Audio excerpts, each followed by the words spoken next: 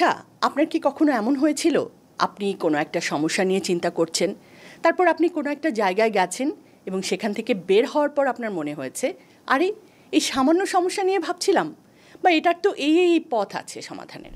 আমার হয়েছিল শুধু একবার না, অসংখ্যবার, এবং এখনও হয়, সবসময়ই হয়।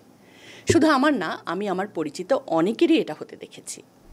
এটুকু শুনে আপনি হয়তো ভ্রু কোচকাচ্ছেন, বলছেন কি বলে, এরকম হয় নাকি? একটা জায়গায় যাব আর ভেলকিবাজির মতো আমার সমস্যা নাই হয়ে যাবে? না, আমরা সমস্যা নাই হয়ে যাওয়ার কথা বলিনি।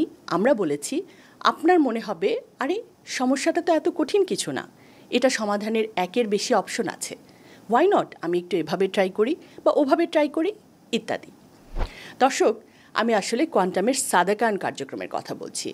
প্রতি শুক্রবার সকালে 1 ঘন্টার একটা প্রোগ্রাম। সেরকম আহামরি কিছুই না, নাচ গান জাতীয় কোনো বিনোদনমূলক অনুষ্ঠানও না। অনেকের হয়তো বোরিংও লাগতে পারে, কিন্তু যেটা হয়, যেটা হবে, আপনি যখন নিয়মিত এই অনুষ্ঠানটাতে আসতে থাকবেন, নিয়মিত মেডিটেশন করতে থাকবেন, আপনি দেখবেন আপনার মনের জট খুলতে শুরু করেছে।